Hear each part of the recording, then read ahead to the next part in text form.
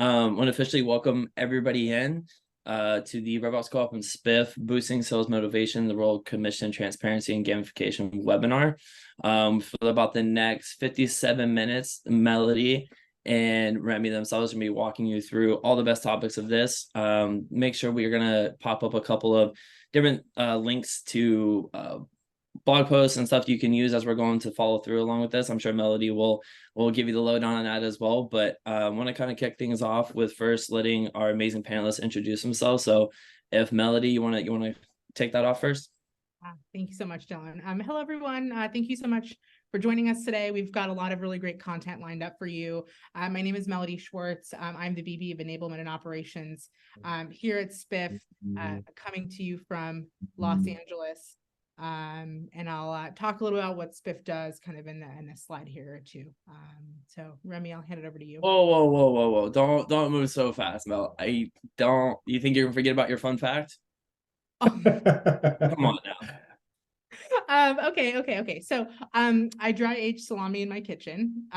So it, like most things, they come from a pain that you have on a day-to-day level, and we really wanted good salami. So so I dry age salami in my kitchen. I would like to announce that I tried a second brand, didn't go so well. I'm going to stick with the original, and if you have any more questions on that, I'm happy to answer. Love that. My only question is, when am I going to get a goodie bag for it? You're going to ship me one out? We're pretty close. Well, I've learned that the sweet spot is like between 1 and 3 months. I think anything beyond 3 months, I think you lose a little bit of that flavor. But who knew this would be so exciting?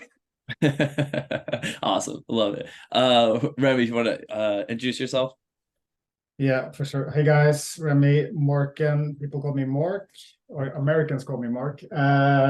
I'm based out of Norway, which is cold and far away from most attendees. I'm the SVP of Sales at SalesScreen. I've been with SalesScreen for almost 10 years since we launched the product, and before that I worked at a contact center for 7 years. So I have 16 years of sales leadership.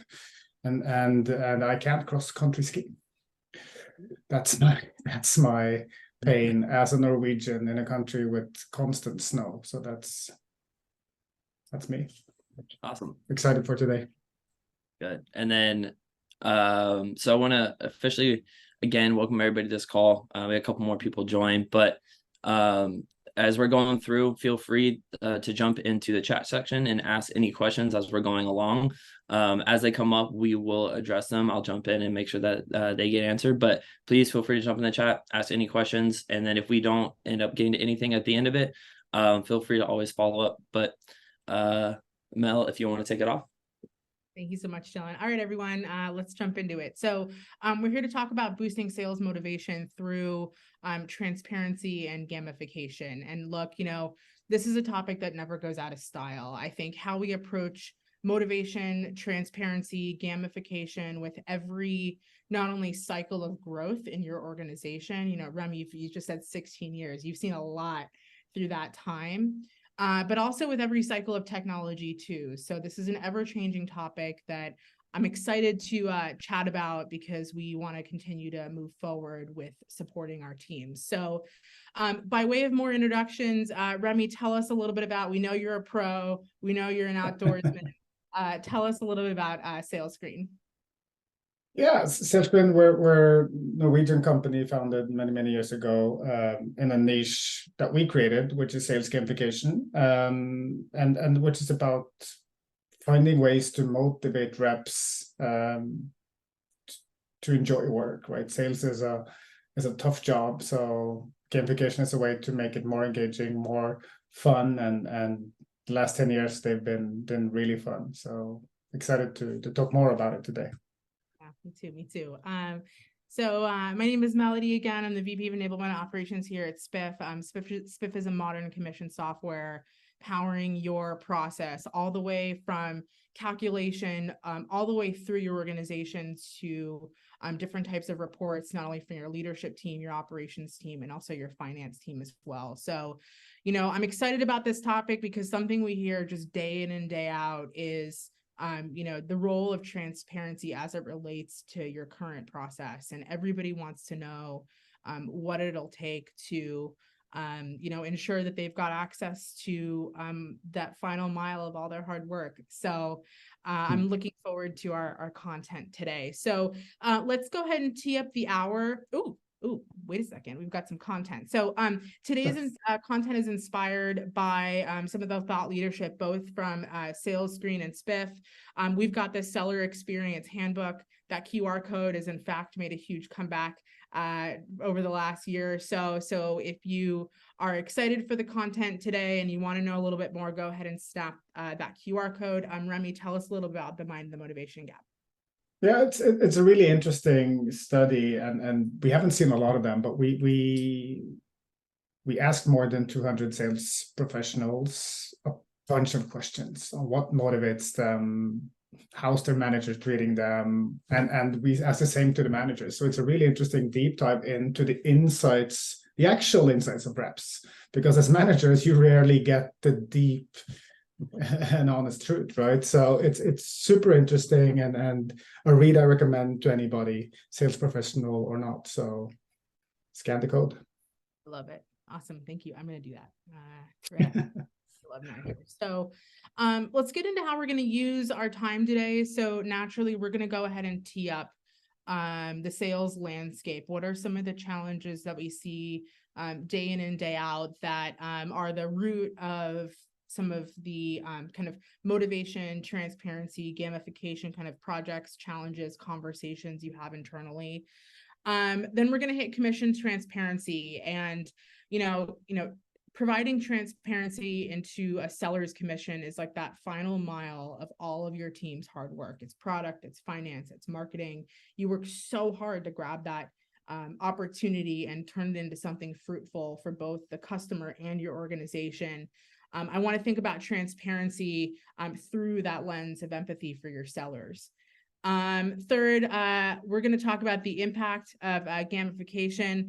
Remi's going to hit us with some really great content. And last, we're going to talk about recognition, what we do internally to recognize our teams and ensure that everyone feels rewarded for the hard work that they've put in for that every single deal that your team has worked so hard for. So let's talk a little bit about today's landscape. It's ever changing. We know that. Let's talk a little bit about why that's important. So in a remote world, it's so important that we're measuring our bottom line. And then also it's so important that it's clear for everyone. And so, managers are tasked with so much: coaching, managing disputes, deals, answering questions. And on top of that, you're tasked with all of this cross-functional responsibility.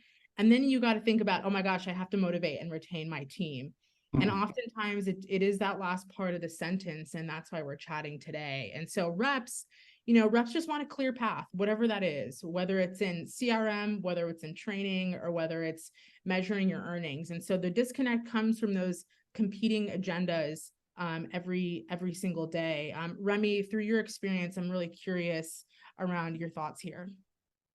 Yeah, I've been on both sides of these statistics. So the worst thing I could experience as a rep was a manager just cheering me on from the sidelines when I'm in a call or in a meeting. They're like, "You go," and it's the worst thing I could experience. Like, let me do my own thing. And it's also the thing I always do as a manager. Like, that's how I try to motivate my team, and away I get feedback like, back off. So there's so many of these things that we as managers, we do with the best of intentions, but we haven't been able to kind of map, who am I doing this for, right? And trying to really see our team and see them as individuals that's motivated in different ways. And I think that's kind of the big gap here, is that as leaders, we tend to do things because that's how I was motivated when I was a rep. So I'm going to assume that the same things apply to you. And that's it's a big mismatch there. Oh, wow. You just hit on so many good things. I think, perception versus intent. We may want to perceived help, but then also maybe that's not the help or the support that they're looking for. I know, you know, in one-on-ones, maybe once a month or so, I'll just be like, hey, how you doing? Like, how we doing? Like, you know, are you getting the support you need from me? Is there anything that's frustrating you? That over communication, that over rotation to align that perception and intent, Remi, I think is a great thing to close the gap. So yeah, I love that. Yeah. So when we think about knowing how to drive the right behaviors for your team, not, you know, obviously is all encompassing. That's a training issue, that's a systems issue, that is a go-to-market alignment issue, but then also through the lens of our topic today, aligning your incentive compensation plan in a way that incentivizes your sellers to drive the outcomes for your business that you're looking for. So a properly structured plan will help you with your go-to-market strategy and then also increase motivation. So I'll actually give you a little story here. This is a real story. So at dinner the other night, I was chatting with a friend, and my friend was on the phone with their head of finance. And oftentimes with smaller boutique kind of consulting firms that treat sellers as independent contractors, which is normal. Oftentimes they won't have like a central dashboard, or they won't have a leaderboard or transparency into how others are doing. My sister's also in a similar type of a structure. And so my friend was actually on the phone with their head of finance, and, you know, they were like, oh, you know, by the way, like, how am I doing relative, right? You know, Remi, you know, this is like a story that, you know, all too well. They're like, how am I doing? And then the director of finance was like, well, you're doing great. You're at the top of the leaderboard. You're closing a bunch of deals. This boutique consulting firm happens to be like in a really challenging industry right now. And literally, I witnessed it with my own two eyes, like a change in their motivation. They're like, oh my God, I cannot wait to go to work the next day. And so just really that simple transparency into your plan, into how somebody's doing, does really increase sales performance, but then also increases like how pumped they are to get to that performance metric too. Yeah, and it's so strange that for us working in SaaS, that's not normal for everybody, right? So yeah, super cool story. Yeah, no, this is great. So, you know, your incentive compensation plan is a real root of that, whether you're incenting for expansion or new logo or longer term, or you've got different kickers for different types of industries. I mean, these things really go a long way beyond what you see on paper or what happens in a meeting. So I saw it live, folks. It's real. So let's talk a little about commission transparency. And this is a really interesting topic for me. And I'm going to take you down like this like visual kind of journey. And so, you know, at the end of the month or the end of the quarter, or if you do daily payouts or weekly payouts, you know, your seller is getting their statement. And then when they get their statement, they're likely getting their statement either when they're at home or maybe only looking at it at the end of the day. And they look at their statement and then they notice that there is a discrepancy or an assumption that they thought would be the case, but maybe there was a rule that they weren't exactly clear on. That person now goes home and they're sad. They thought they were making more money, or they wanted to understand how much money that they were making on a deal. And then, you know, they come to work the next day and maybe that emotion has settled a little bit. Either, you know, the commission transparency cycle not only comes through your software, but also through that moment where when your reps needed that transparency from you, when they were looking at home, looking at their statement, that's where this hits home for them. So then they get up the next morning, they go submit a case, and, you know, it really sneaks up on you because a lot of these commission transparency questions often come through Slack or through a case, or maybe someone goes and creates their own calculator. But, you know, we have over, you know, I'd say 50,000 calls in our conversational intelligence tool, and transparency is just comes up on every one. So this sneaks up on you. And if you think about it contextually, this often happens outside of your purview. Remi, I see you shaking your head. What's your thought here? I have a story that's very close, that's connected to my own commission, which and we have a commission software, but it's like it's that managing people's expectations. You're planning for that big paycheck. And for some reason it doesn't happen, and it's probably fair, right? But it creates misalignment, and it can create over time distrust, right? So it's so important to have this internal alignment for organizations. Yeah. I love the heart behind that statement. It's like, people work so hard day in and day out. Just like you log into your bank account, you also need to understand those incoming funds as well. So I'm going to get into it a little bit.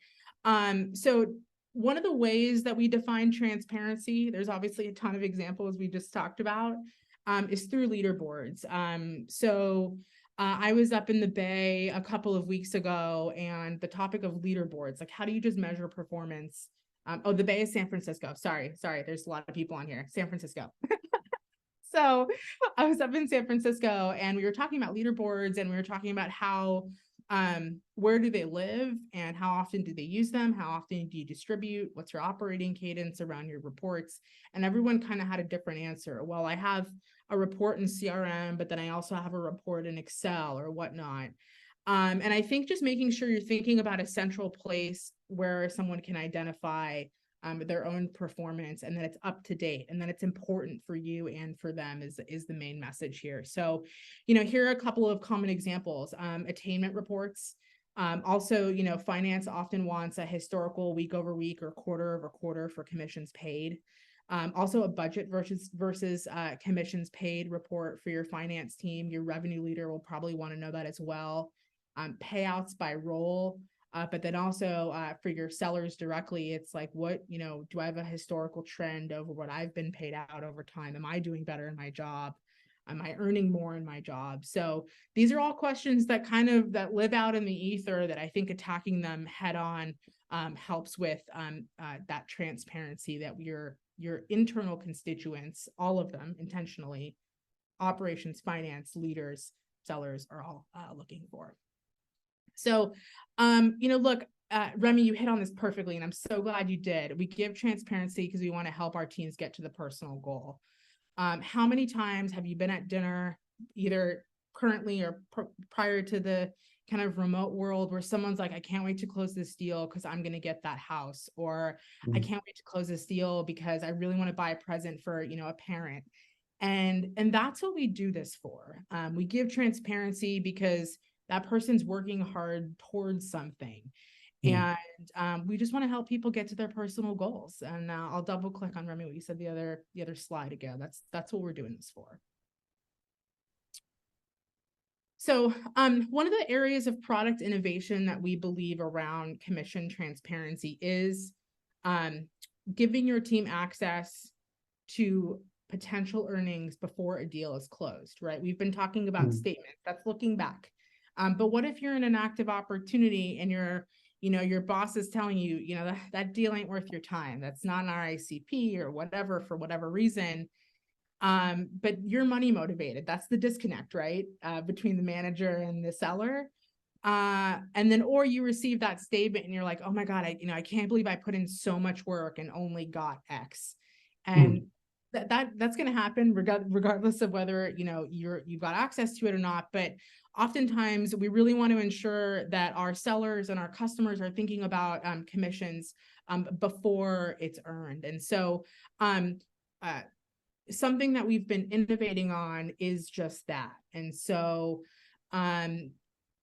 directly on the opportunity record or through the quote, if you are a Salesforce CPQ customer, we've got something called Commission Estimator, and this helps you identify, based on the current opportunity that I'm working now and the inputs, what are my projected earnings and how is this going to help me get closer to my attainment?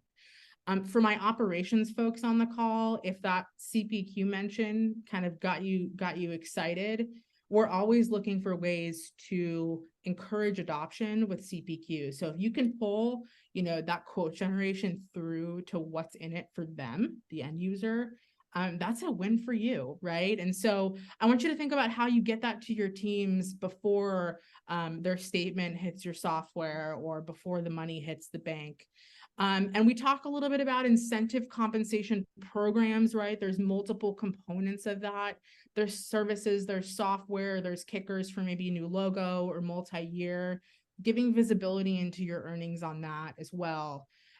We believe will help people get to where they want to go, right? We're here to help sell and make some money. So yeah, it's huge. It is, yeah. I'm baffled. I want this now. It's cool, you know, it's you know, we've been doing this for so long, and to be able to arrive at a place where we're helping others project whatever it is they're motivated by, I think is awesome, right? So there's a lot of really cool things. By the way, we use this internally at Spiff as well. So our sellers really love it. So again, progress to attainment as well. It kind of gives you all the components that you're looking for. So I'm going to wrap on the transparency topic. Remi, I'll hand it over to you to talk to us about the impact of gamification. Yeah, no, this is the first time I've seen you walk through this deck, and then it's so important, because what you want with this commission transparency is you want them to see what the potential price is. And if they do that, they're going to be more inclined to do the behaviors you want them to do in the deal cycle, right? So, hey, there's a potential 20K payout here. I have to gonna stick to my game plan. I have to pick up that phone. I have to book that meeting. I have to do these things in the deal cycle. And that's also kind of what gamification taps into. So per definition, gamification is adding game-like elements into a non-gaming environment, for those who haven't seen it. And you've probably been involved with gamification with a spinning bicycle or an airline ticket where you earn bonus points and stuff like that. So gamification is everywhere. Let's talk more about kind of sales gamification, how we can impact your reps. So being a sales leader, it's hard. I've been one for 16 years, and yeah, I'm not as old as I look. This is the impact. You're pushed on both ends, right? Executives are demanding more revenue, more pipeline, more meetings, while the reps, they want better leads, better tools, cooler spiffs, they better contents, more money, and maybe most importantly, they want to be seen for every great thing they do. So as leaders, we create sales contents, but they're not motivating enough, right? We try to get sales ops to create dashboards for us, but we're still flying blind. And when a rep does something great, we're not there to catch them red-handed because we don't have the insights into data. So, which in the end leads to turnover and attrition, reps leaving the organization because they don't feel valued. And then the circle starts again. Executive starts pushing sales leaders to get new hires and ramp faster, get your team to goal, 80 over 80. We've all heard that story, right? So being able to kind of solve these 4 pains specifically it's going to make your day as a sales leader a lot easier. So being a sales leader is definitely hard, no doubt. Next slide. You know, Remi, I'm not sure if you would recommend this as well, like in a one-on-one template with whatever tool you're using, like ask your team what they're motivated by, and have them share that with you so you can prioritize all this, the kind of the 4 categories on the screen in a way that aligns that manager kind of seller agenda. And looking at kind of how gamification as in theory can solve for the pains we just looked at, and the pains of being sales reps. And to be able to kind of understand that, first we need to understand our reps and how they're motivated. So there's this guy called Richard Bartle, therefore the Bartle's player types. He's a professor on the University of Essex, I believe, in England. And he's written a thesis on player types in gaming, which is a lot the same as the Myers-Briggs personality types, right? You've seen the 16 personalities. And what Richard Bartle figured out that there's 4 main categories in gaming. So you have the killer that's focused on winning, ranking up, direct peer-to-peer competition. And when you look at this in the lens of salespeople, we all recognize a killer, right? Give that person a leaderboard and they're gonna be on the top of it. That's typically your top rep. They're intrinsically motivated. They know what to do to get to goal, right? Everybody has maybe one, if you're lucky, you have two of these reps. And when we as sales leaders, we create initiatives, we create kind of motivational tactics to motivate these people, we miss out on the rest. Because if you create a contest saying, hey, who can call the most, who can book the most, who can sell the most, well, it's probably going to be a killer out there winning that competition. And what happens when that competition is created and finished? Well, you've demotivated the rest of your team, because they know as well as you do that they're never going to win that competition, because they're an achiever, they're an explorer, they're a socialite. The achievers, they're typically reps that they love kind of checking boxes, unlocking stuff. They don't care about being at the top of the leaderboard, but they want to see progression against themselves. The explorers, they want to find the Easter eggs, hidden content, they want to deep dive. And then the socialite, which is more than 50% of your team, they just want to high five. They just want to be a part of that culture. They maybe haven't truly figured out who they are yet, but they want to be a part of the team. So creating those initiatives for who can book the most, sell the most, for them, it's going to feel so discouraging, right? And the big commission check goes to the killers, all the rewards, all the kudos, every single piece of celebration goes to them. So that's kind of the first thing we have to look at in context of gamification. What is my team like? And I'm hoping that some of the attendees now sees, Sarah, she's a typical killer, right? So we can move to the next slide. And the way we look at gamification, this is our tool. There's a lot of different ways to look at gamification, but it's, to start with, it's about visualizing things, right? Visualizing data, as you do, but instill accountability by visualizing performance data, not just the revenue number, the target attainment, but the activities leading up to revenue. So the pipeline built, meetings set, prospecting activities booked, because that's the factors that you need to motivate them to do to get to that final goal. And then let each rep compete whenever they feel like it, right? If it's against a colleague, team against team, or against themselves. And I think that's something we forget, that our biggest competitor is ourselves and our own motivation. So let them compete all the time. And if there's one thing reps maybe love more than commission Mel, that's celebrating their wins, right? It's getting that high five. Hey, I just closed that deal. I just created that opportunity and booked that meeting. So let them celebrate, and let them celebrate out loud. I know I do. And then in the end, reward them for adopting the right behavior. So when they built pipeline, they've set meetings, give them some coins, let them spend those coins in the internal reward shop.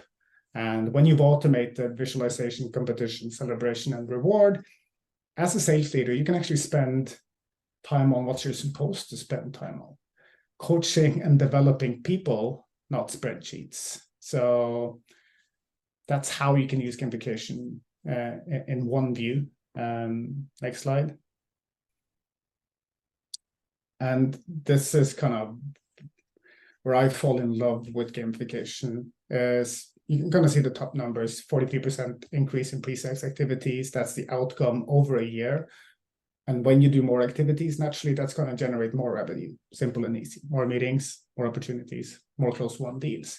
What's really interesting is when you're actually able to use balanced gamification, when you look at motivating every single player type with every feature or different way of playing the game, you see that the top performers, the top 10% performers, typically are killers. They increase with 17%, which is good. You're making doing 100% today, you're doing 117 now. But when you're looking at the middle and bottom performers, who's probably doing 50%, they're now suddenly at 80.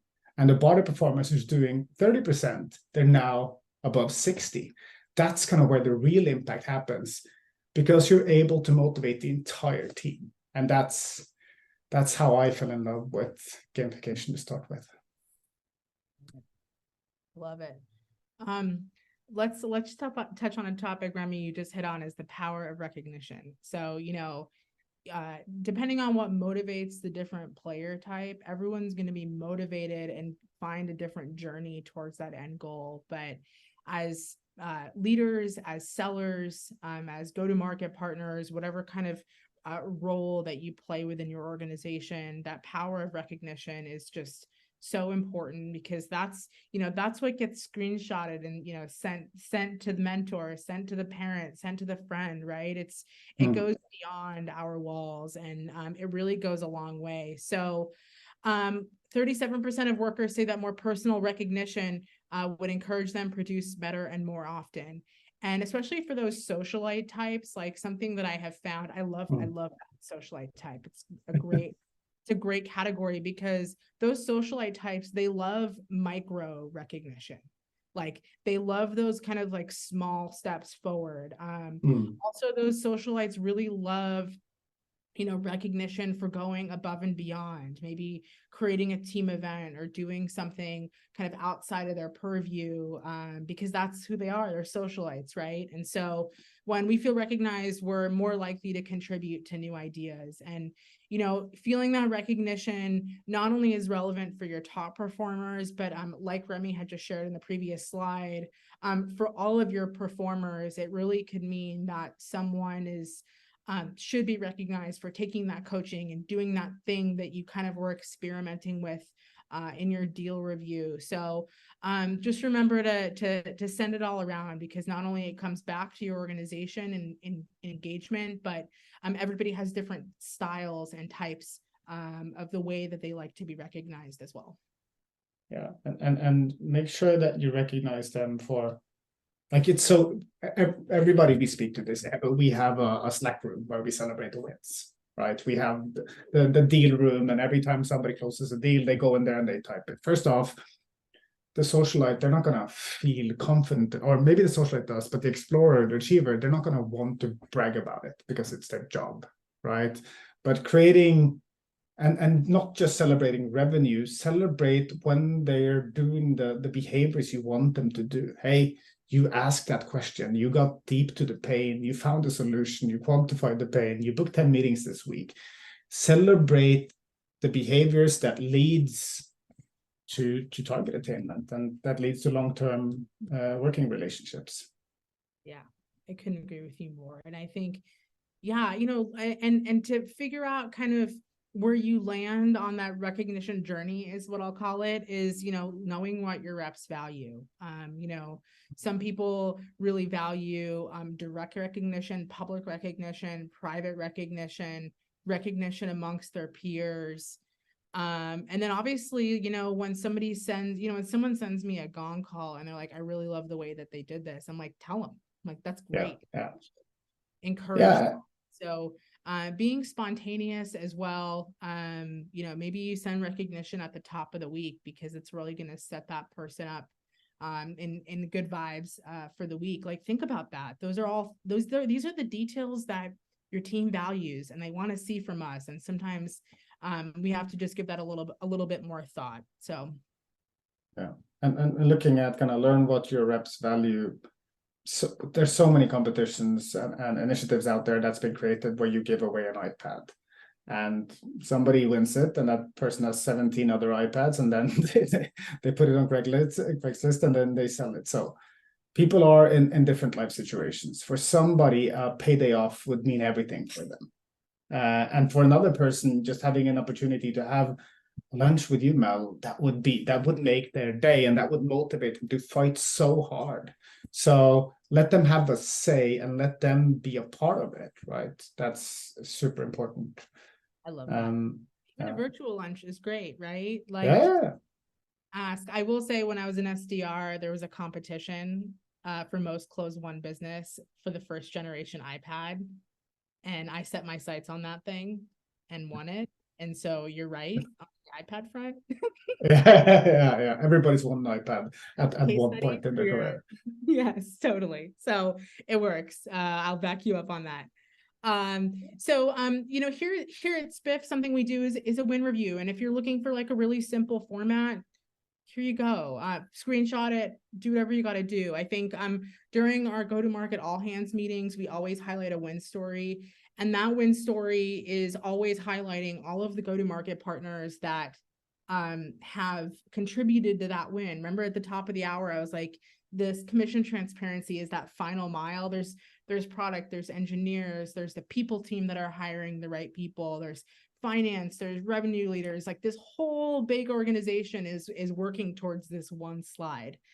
And so we talk a little bit about the company and finding the opportunity. We talk about what products were interesting to them and why. We talk about the key problems to solve, and then we talk about like what was the next step, right? So if you're talking to a really technical buyer, you really want to make sure you're meeting them with some technical resources as well. So it's really exciting. I pepper the slides with, you know, glitter and all the things that you don't see on the slide today, but it is really exciting when you just slow down and realize how much goes into a win.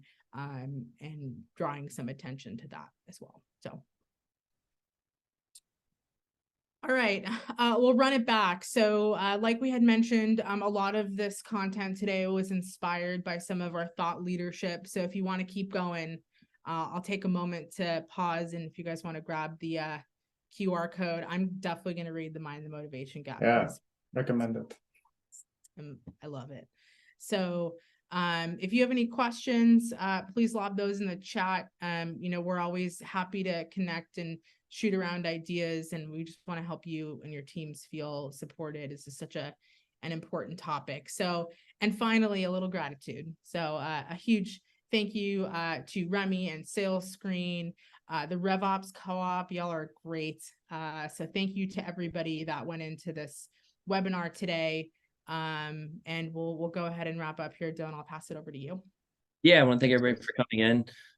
Hopefully it took a lot away from what Mel and Remi both said. They both are experts and amazing. I reached out to them personally specifically Mel in the community as well, and Remi, looking forward to seeing the community more often. And I will say, I know they touched on a lot here. So if I've talked to both of them, and if anybody would like to reach out, find them in the community, RevOps Co-op, and there's a link in the chat as well. Y'all can join, and then also personally reach out to them on LinkedIn. I know we dropped their LinkedIn in there as well. I know both of them would have no problem following up and helping out with anybody or give them some thought leadership on anything. So I want to thank both of y'all for your time. Remi, I know it is late. Maybe don't reach out to him right after this. Maybe wait till tomorrow morning. But thank you both for jumping on, and looking forward to have calls with y'all again, and hope everybody has an amazing rest of their week. Bye, y'all. Thanks, guys. Thank you. Bye. Bye.